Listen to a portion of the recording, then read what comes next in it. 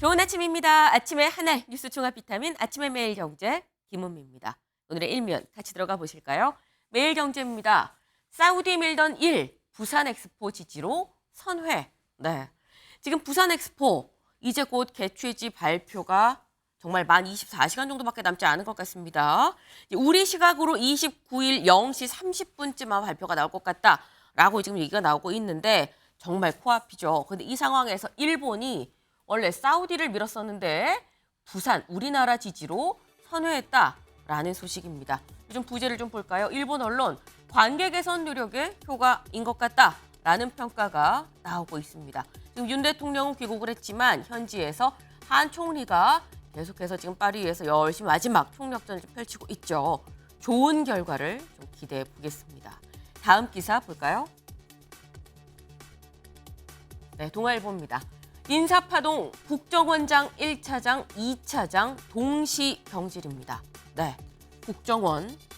국정원 하면 굉장히 중요한 중추일 수 있습니다. 근데 국정원장과 1차장, 2차장, 이른바 국정원의 수뇌부가 일괄 동시 경질됐다라는 얘기입니다. 여기 좀 볼까요? 윤 대통령 귀국하자마자 전격 인사 조치를 했다.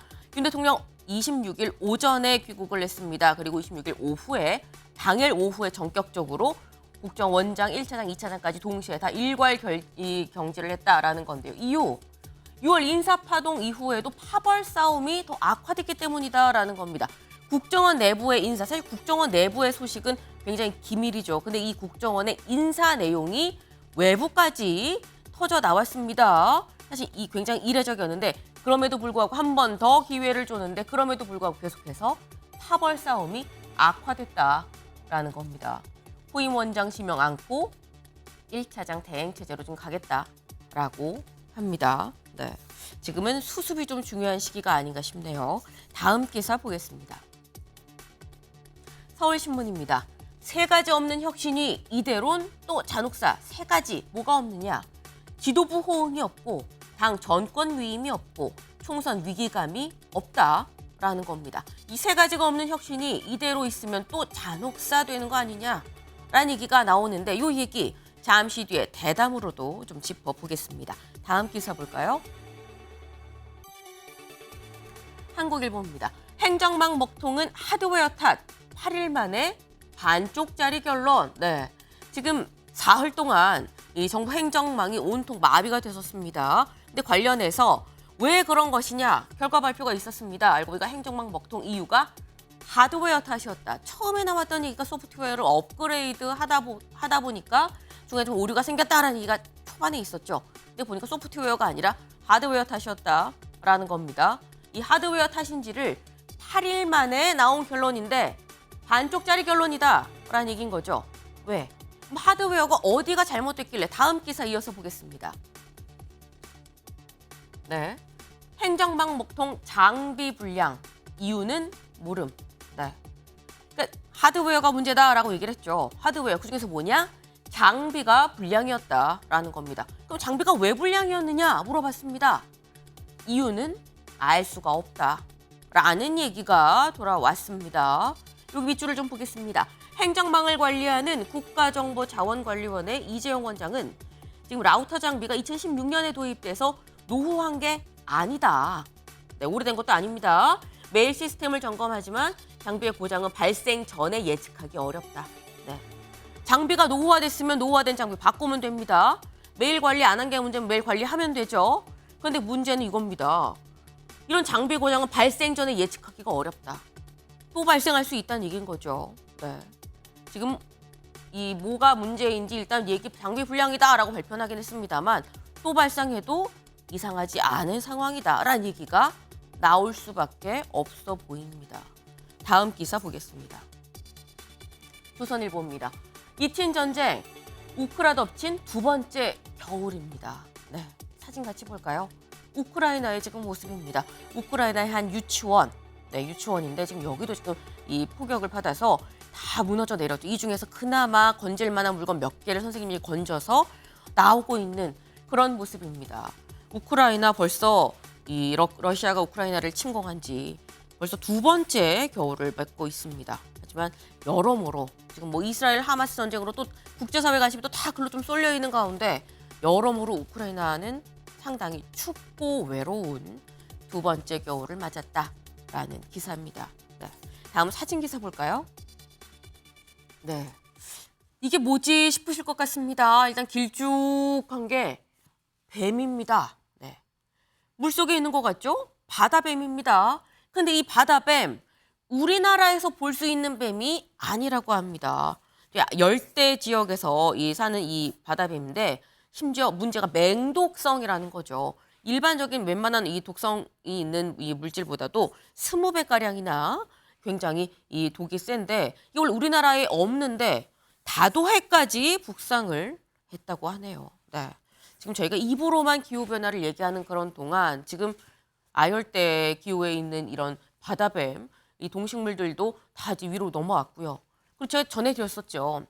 초록색 낙엽이 떨어지는 요즘입니다. 네. 저희가 입으로만 기후변화를 얘기하는 동안 기후변화가 정말 턱 밑, 코끝, 머리끝까지 지금 올라가고 있다라는 말씀을 드립니다. 네. 아침의 매일 경제 뉴스 종합 비타민 언제나처럼 TV를 보시다가 궁금한 점은 유튜브 댓글로 남겨주시면 같이 얘기해 보겠습니다. 함께해 주실 분들 소개합니다. 안녕하세요. 안녕하세요. 안녕하세요. 네. 첫 번째 키워드 희생입니다. 근데 희자가 잘 안 보여. 희생인가? 라는 생각 혹시 들지 않으시나요? 왜 그런지 같이 보겠습니다. 대표도 내 지역구로 10이냐? 희생 대신 생택한 국민의힘입니다. 첫 번째 기사죠. 네. 지금 대표도 내 지역구로 왜 10이냐? 라는 얘기가 있었다는 겁니다. 여길 좀 볼까요? 김기현 국민의힘 대표가 지난 25일 울산 남구 의정보고회에서 지역 주민들한테 울산을 변방의 중심으로 올려놓겠다는 각오로 여기까지 달려왔다. 여러분들이 내리신 사명을 완수할 수 있도록 최선을 다하겠다.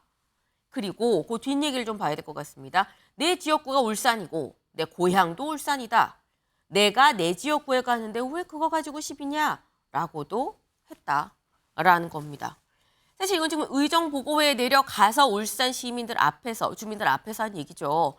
근데 이 울산 의정보고회 가기 전에도 상당히 말들이 많았습니다. 그래서 가기 전날 기자들이 김기현 대표한테 이 부분에 대해서 물어봤었거든요. 그때 김기현 대표도 비슷한 얘기를 했습니다. 들어보고 오실까요? 내일 울산 가시는데 울산에서 출마 관련해서 좀 이야기가 나올까요? 울산은 내 지역구고 내 고향인데 울산 가는 게 왜 그 화제가 되나요? 대표가 의정부에 한 건 전례가 없다는데요.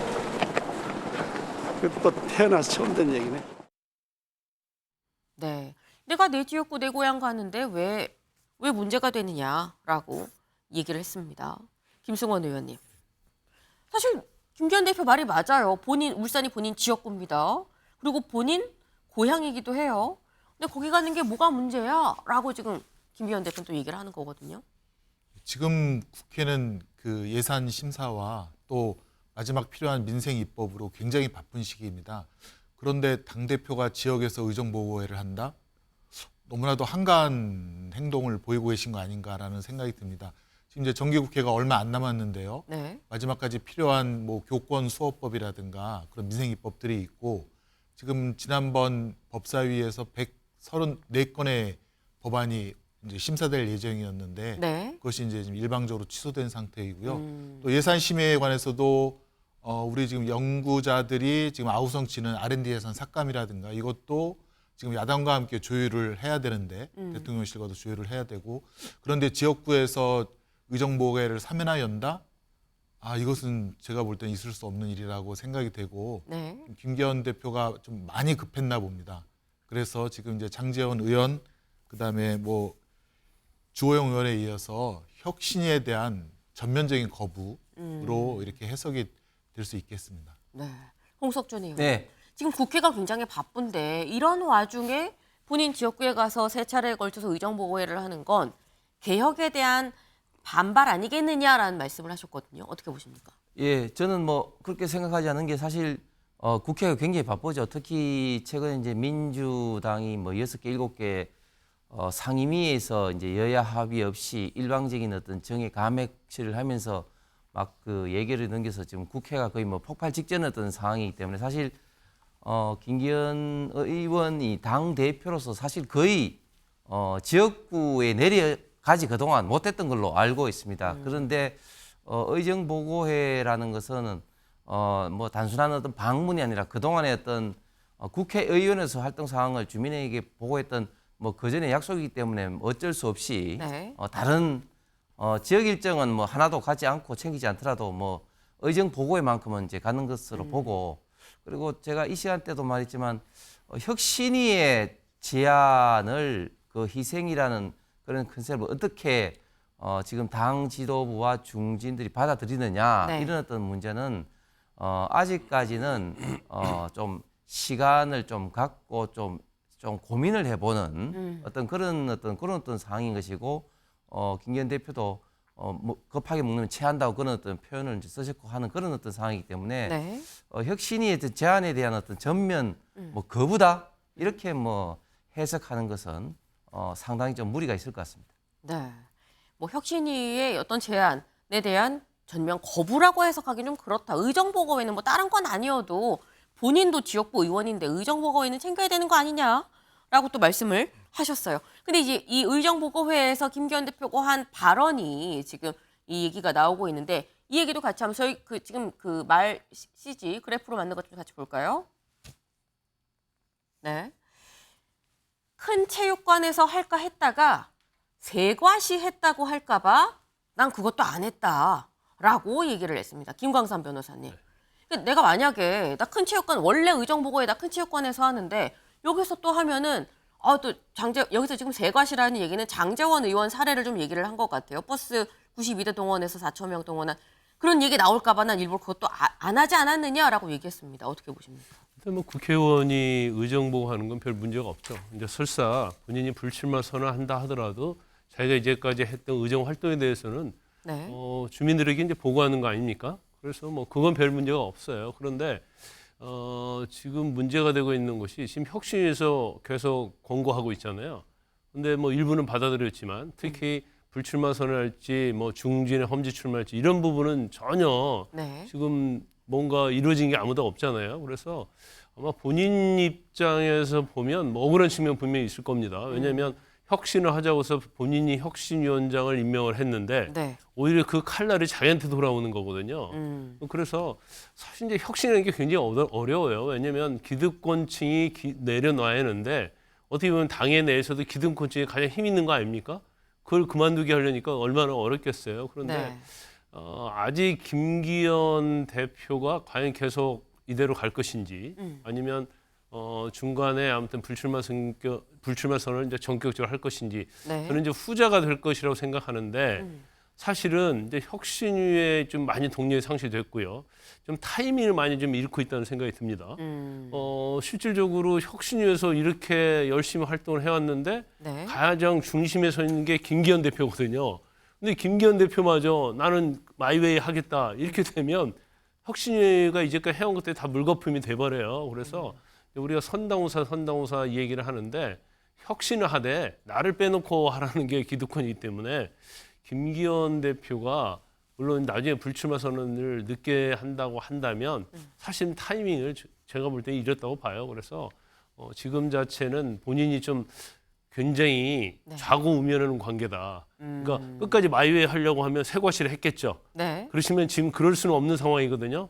그러다 보니까 일단 의정보고 활동하면서 자신의 생각을 외부로 표출하면서 지금 주위를 좀 살펴보고 있지 않나 그런 생각이 듭니다. 네. 김성원 의원님. 네네. 제가 의정보고회가 급하지 않다고 말씀드린 거는 이제 내년 1월 10일 전까지는 언제든 의정보고를 할 수가 있어서 네. 많은 그 당 핵심에 계신 분들은 대개 정기국회가 끝나고 나서 12월 중하순이나 1월 초에 이제 다들 계획을 하시는데 네. 지금 이제 김기현 대표께서 지금 이제 선거제도 개혁 문제라든가 또 예산 처리라든가 등등 쌓인 그런 현안들이 많은데도 의정보고서를 연 것은 결국에는 인요한 혁신위원장의 그런 희생에 대해서 나는 거부를 하겠다라는 의사표시를 이렇게 의정보고를 통해서 표현하기 위해서 급하게 잡은 것이 아닌가 저는 그렇게밖에는 생각이 안 듭니다. 시기적으로 내년 1월 11일 전에 할 수 있는데 굳이 지금 시점에서 했다는 그게 의정보고의 자체가 문제는 아닐 수 있지만 그 타이밍상 봤을 때 해석이 그렇게 또 해석이 될 수 있다라는 말씀을 주셨습니다. 근데 김기현 대표 가서 내가 내 지역구 가는데 왜 10이냐라는 말 말고 다른 얘기도 했습니다. 다음 기사 볼까요? 네. 인요한 압박에 윤심 들고 나왔다. 김기현 대통령과 하루 3번 통화. 네. 인요한 압박에 김기현 대표가 윤심을 들고 나왔다라는 겁니다. 대통령과 하루 3번 통화합니다라고 쌍따옴표가 붙었죠. 직접 얘기를 했다라는 건데 그 얘기 직접 들어보실까요? 저는 대통령하고 자주 만납니다. 뭐 자주 만나야 얘기가 되지 먼 발치에서 서로 할 수는 없잖아요. 직접 만나서 어떤 때는 만나면 한 3시간씩도 얘기하고요. 그냥 주제를 가지고서 막 이렇게 하는 게 아니고 그냥 프리토킹을 합니다. 이런 얘기 저런 얘기 여러 가지 얘기들을 많이 나누는데 제가 겪은 대통령 중에 가장 소통이 잘 되고 소탈하고. 네. 지금 울산 의정보고에 가서 들으셨죠? 아니 대통령이랑 자주 만납니다. 만나야 무슨 얘기가 되는 거죠. 만나면 한 3시간씩도 주제 없이 막 프리토킹 합니다. 네. 그리고 하루에 3-4번씩 전화도 하고 밤 9시, 10시라도 만나서도 얘기를 하고 그런다. 그러니까 거듭 울산에서 윤심을 강조한 거 아니겠느냐라는 얘기가 나옵니다. 홍석준 의원님. 네. 윤심 강조 과한 해석입니까? 저희 이야기는 윤심을 강조했다기보다도 네. 그만큼 당 대표로서 대통령과 격의 없이 이렇게 소통을 하고 있다. 어떤 이야기를 하신 거고, 저도 이렇게 의정보고회를 이제 월간 의정보고회라는 이름으로 해서 이제 그저께 주말에 했는데, 네. 저도 이제 이야기를 하다 보면 자연스럽게 대통령 이야기를 안 할 수가 없지 않습니까? 그래서 저도 이제 당의 규제개혁 추진위원장으로서 이렇게 하면서 대통령과 이런 이야기를 오간다, 네. 그런 어떤 이야기를 우리 당원들과 주민들한테 이제 할 수밖에 없는 그런 어떤 입장이기 때문에 특히 당 대표로서 대통령과의 어떤 관계를 갖고 있다, 이런 것은 저는 굉장히 그 당 대표로서 주민들에게 당원들에게 해야 될 중요한 이야기이기 때문에 자연스럽게 한 것이고, 저는 김기현 대표가 이제 의정보고회를 한 이 시점을 저는 좀 약간 좀 상징하는 바가 크다고 하는데, 네. 통상적으로 보면은 90일 이전에 마지막에 의정보고를 하는 경우가 굉장히 많이 있습니다. 네. 그럼에도 불구하고 좀 이렇게 당겨서 하는 이런 배경에는 혁신위의 여러 가지 어떤 희생의 안에 대해서 본인이 의정보고회 이후에 더 좀 고민을 하는 것을 저는 나타내는 어떤 상징적인 그런 시기 타이밍이 아닌가 생각이 듭니다. 오히려 험지 출마나 불출마에 대해서도 고민을 하는 방증이라는 말씀이신 건가요? 그렇습니다. 아, 네. 주원규 의원님. 네. 지금 오히려 이거는 험지 출마나 불출마에 대해서 김기현 대표 고민을 하니까 지금 의정보고회를 한 거 아니겠느냐라는 말씀을 하셨거든요. 어떻게 보십니까? 만약에 홍석준 의원님 말씀처럼 진짜 고민이나 그런 부분이라면 정말 세련되지 못하다고 생각합니다. 네. 왜냐하면은 정말 고민을 하는 모습을 보일 거면은 혁신위원회에서 이번 주 이 30일 정도에 이걸 권고안을 정식적으로 제출하겠다고 하면은 네. 그러면은 의정보고나 이런 어떤 지역으로 내려가서 지역구 세과시를 하는 발언들을 하시면은 그거는 되게 곤란한 모습이 아닌가. 지금 당대표가 어떻게 보면은 정치적으로 밸런스를 맞추셔야 되는데 지금 지역 가서 내가 내 지역구 가겠다는데 왜 10이냐. 이거는 당대표가 하실 말씀은 아니라고 생각합니다. 그렇기 때문에 이후에 만약에 고민을 하셔서 불출마를 결정하신다 하더라도 네. 이미 세과시는 다 해놓고 불출마를 하기 때문에 불출마에 대한 효과도 덜어질 뿐이고요. 그리고 김기현 대표께서 윤심을 이야기한 것, 윤 대통령과의 소통을 이야기한 것, 네. 지역 주민들에게 그만큼 내가 윤 대통령과 친분이 있다라는 걸 과시하는 거는 충분히 할 수 있다고는 생각하지만 네. 이 부분이 혁신위에서 인요한 위원장이 먼저 시그널을 받았다라는 거에 대한 자기도 그렇기 때문에 나도 예전에 박근혜 대통령 때 진방 논쟁처럼 어떻게 보면 윤심의 진짜 반영이다. 이런 것들을 또 세과시하려는 입장까지. 근데 그게 최근에 보면 참 안타깝지만 김기현 대표 체제가 무너지고 비대위 체제가 올 거라는 그런 설왕설래에 대한 네. 자기 방어도 있었다고 생각합니다. 비대위는 없다. 김기현 체제는 쭉 갈 것이다. 라는 걸 보여주기 위함 아니겠느냐. 덧붙여서 앞서서 인요한 위원장이 윤심 카드를 꺼내 들었을 때 그거에 대한 반박 대응 차원에서 그 윤심 나도 있다. 내가 더 센 윤심 있다라고 지금 얘기한 거 아니겠느냐라는 얘기인데 사실 인요한 혁신위 혁신이 윤 대통령 측에서 뭐 거침없이 끝까지 가라라고 얘기를 전해왔다라는 얘기를 했었죠. 윤심 논란이 빚어졌는데 그때 김기현 대표가 뭐라고 했는지 들어보고 올까요? 혁신위원회가 제안한 여러 가지 발전적 대안에 대해서는 말씀드린 것처럼 존중하고 다만 당무에 개입하지 않고 있는 대통령을 당내 문제와 관련돼서 언급하는 것은 바람직하지 않다고 생각합니다.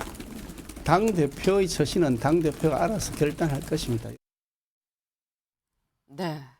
그때 김기현 대표가 한 얘기가 아니 왜 대통령을 당무에 끌어들이느냐라고 지적을 했습니다. 근데 김광삼 변호사님. 사실 국민의힘 내에서 항상 윤심 논란이 좀 큰 이슈가 있을 때마다 나오는데 전당대회 때부터 이미 윤심 논란, 윤심 마케팅이 있었고요. 그리고 난 다음에 인요한 혁신위원장도 지금 나름 윤심 얘기했다가 김기현 대표한테 지금 한바탕 혼났죠. 그리고 김기현 대표는 근데 본인이 가서 또 윤심을 얘기를 했습니다. 이건 어떻게 봐야 됩니까? 지금 이제 혁신위가 저렇게 하는 것은 네. 윤석열 대통령의 마음이다. 그러니까 지시는 하지 않았지만 네. 소신껏 하라는 것은 이제까지 해온 것들이 친윤 후퇴, 불출마, 험지, 중진 그런 얘기 아니에요? 네. 그렇기 때문에 어떻게 보면 가장 그 타켓의 중점이 이제 김기현 대표가 있는 거예요. 그러면 사실 대표는 하고 있지만 당에서 지금 과연 리더십을 가지고 뭔가 하고 있느냐 이제 거기에서 의구심이 많이 있고 더군다나 윤 대통령의 신임을 받지 못하는 당 대표가 현재 국민의힘에서는 굉장히 앞으로 본인의 리더십을 발휘할 수가 없게 되고 어떻게 보면 이제 아까 말씀드렸던 혁신의 제일 타켓이 김기현 대표라고 볼 수가 있는 거예요. 그런데 지금 윤심을 들고 나온 거죠. 윤 대통령은 나오고 3-4시간 프리타킹도 한다. 네. 저녁 9시, 10시도 만난다.